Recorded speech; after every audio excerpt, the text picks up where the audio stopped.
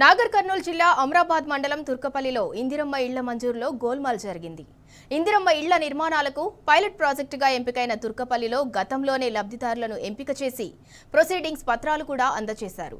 దాంతో లబ్ధిదారులు ఇళ్ల నిర్మాణం కోసం ఉన్న గుడిసెలు కూల్చుకున్నారు. చివరకు ఇందిరమ్మ ఇళ్ల లబ్ధిదారుల లిస్టులో తమ పేర్లు లేదంటున్నారని బాధితులు కలెక్టర్కు ఫిర్యాదు చేశారు. ఇందిరమ్మ ఇళ్లను పేదలకు ఇస్తామని చెప్పి కాంగ్రెస్లోని పెద్దవారికే ఇస్తున్నారని ఆరోపిస్తున్నారు.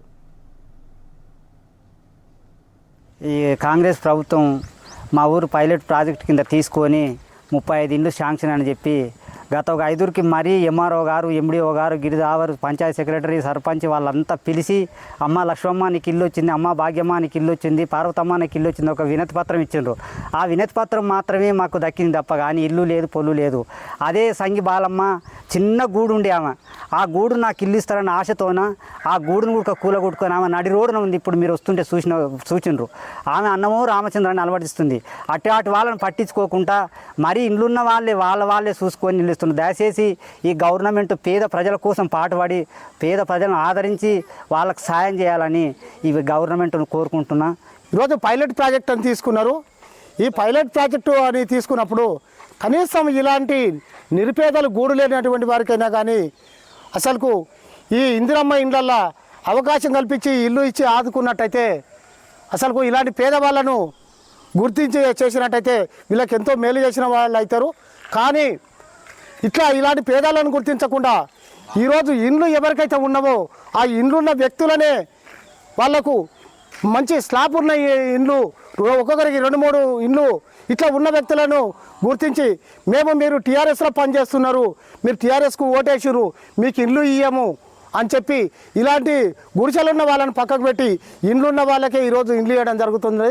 అంటే ఇలాంటి గవర్నమెంట్ ఎంత దుర్మార్గంగా ఆలోచన చేస్తుందంటే పేదోళ్ళు అయినా పర్వాలేదు, మీకు పేదోళ్ళకి మేము ఇయ్యము అనేటువంటిది ఇక్కడ చూసినట్టయితే గుడిసె చూసినట్టయితే మనకు సాక్షాత్తు నిరూపణ అవుతుంది.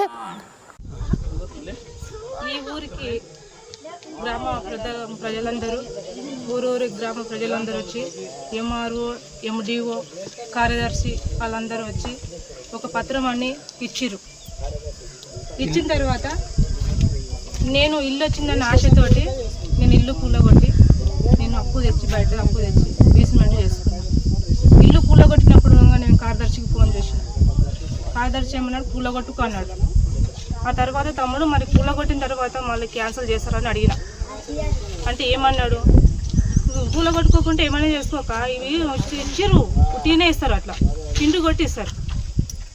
మస్తుకి ఇచ్చినవన్నీ సక్సెస్ అవుతావా? కావు కదా.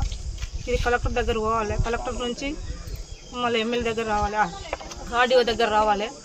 ఆర్డీఓ కాడికి వచ్చినాక శాంక్షన్ అవుతుంది అక్క. నీకు కాదు ఇచ్చినవన్నీ మస్తు ఇస్తారు, పిండి కొట్టినవన్నీ ఇస్తే సక్సెస్ అవుతావా? కావు కదా అని మాట్లాడండి. ఎట్లా తమ్మి మరి నా పరిస్థితి అని నేను అడిగిన. అంటే నీ ఇష్టం అక్క, కూలగొట్టుకో, కట్టు వద్దంటున్నా, నేనైతే దీనివల్ల ఏం చేయలేను అని మాట్లాడండి సార్. రైట్, ఇక ఇదే అంశానికి సంబంధించి మరింత సమాచారం మా ప్రతినిధి శేఖరాచారి అందిస్తారు.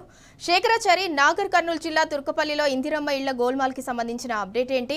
అర్హులను కాదని ఎందుకు అనర్హులకు ఇస్తున్నారు? మొదట తుర్కపల్లిని పైలట్ ప్రాజెక్టుగా తీసుకుని 25 ఇళ్లు మంజూరు చేశారు.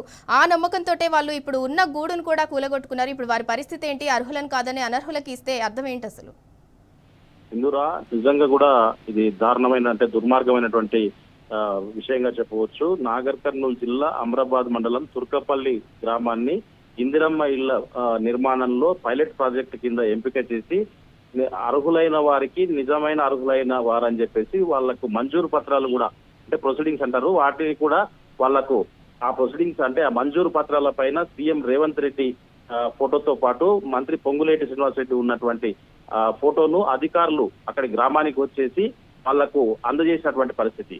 అందజేస్తే ఆ సంతోషంలో వాళ్ళు ఉన్నటువంటి అంటే కొత్త ఇళ్లు నిర్మాణం జరుగుతుంది, సంతోషంగా ఇళ్లకు నూతన ఇళ్లకు వెళ్ళవచ్చు అని చెప్పేసి ఆ ఆశతో వాళ్ళు ఏం చేశారంటే ఉన్నటువంటి గుడిసెలను దాంతో పాటు పాత ఇళ్లను కూడా నేలమట్టం చేసి బేస్మెంట్ చేసుకునేటువంటి క్రమంలో మళ్ళీ బిల్లులు వస్తాయని చెప్పేసి అధికారుల వద్దకు వెళ్లి అడిగారు. మాకు బిల్లులు వస్తే ఇంకా పూర్తి నిర్మాణం కూడా చేసుకుంటామని చెప్పేసి అడిగేసరికి మీకు అసలు ఇల్లే మంజూరు కాలేదు, ఇల్లు ఎవరిచ్చారు, అసలు మీకు బిల్లులు ఎక్కడివి అని చెప్పేసి అధికారులు చెప్పడంతో వాళ్ళు తెల్లముఖం వేసుకొని ఏం చేయాలో అర్థం కాక స్థానికంగా ఉండేటువంటి కొంతమంది అధికార పార్టీకి చెందినటువంటి నాయకుల దగ్గరికి వెళ్లారు. వాళ్ళు అక్కడికి వెళ్తే మీకు రావు, మీరు అధికార పార్టీ కంటే కాంగ్రెస్ పార్టీ కాదు కాబట్టి మీకు రావు, పార్టీలోకి వస్తేనే వస్తాయన్నట్టుగా వాళ్ళు చెప్పారని బాధితులు చెప్తున్నటువంటి పరిస్థితి కనిపిస్తా ఉంది. మొత్తంగా చూసినట్టయితే అధికార పార్టీకి సంబంధించిన వాళ్ళకే ఈ ఇల్లు ఇచ్చారని చెప్పేసి మాకు మంజూరు అయినటువంటి పత్రాలను ఇచ్చి కూడా మాకు లిస్టులో పేరు రాకపోవడం ఏంటని చెప్పేసి వాళ్ళు ఏం దిక్కుతోచిన పరిస్థితుల్లో ఈ రోజు కలెక్టరేట్ వద్దకు వచ్చేసి కలెక్టర్ కలవాలన్న ఉద్దేశంతో తమ గోడును వెళ్ళబుచ్చుకోవాలని చెప్పేసి వచ్చేసరికి అదనపు రైట్, థ్యాంక్ యూ శేఖరాచారి.